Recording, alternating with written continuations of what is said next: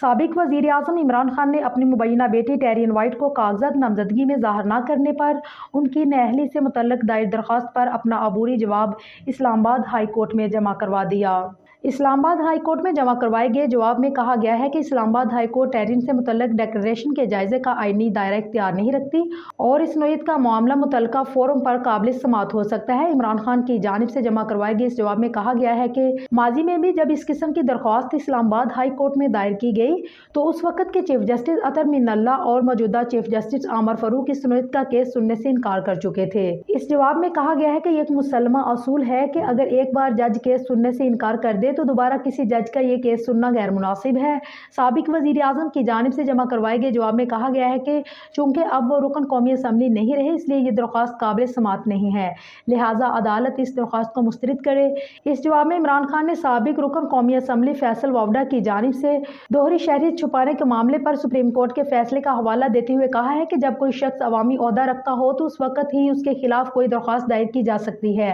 اور اگر کوئی شخص عوامی عہدہ چھوڑ دے تو اس کے خلاف اس قسم کی درخواست دائر نہیں کی جا سکتی۔ واضح رہے کہ سابق وزیر اعظم عمران خان نے بطور رکن قومی اسمبلی اپنے عہدے سے استعفیٰ دے دیا تھا، تاہم ضمنی انتخابات میں انہوں نے قومی اسمبلی کے 7 حلقوں سے کامیابی حاصل کی اور الیکشن کمیشن ان کی کامیابی کا نوٹیفیکیشن بھی جاری کر چکی ہے۔ عدالتی سماعتوں کے بیچ یہ سوال بھی اٹھایا جا رہا ہے کہ ملک کی موجودہ سیاسی صورتحال اور عمران خان کی حکومت مخالف مہم کے عروج پر اس معاملے کو از سر نو کیوں اٹھایا جا رہا ہے۔ سپریم کورٹ کے سینئر وکیل عابد ساکی کا کہنا ہے کہ اس کیس میں بظاہر قانونی پیچیدگیاں کم اور سیاسی پیچیدگیاں زیادہ ہیں۔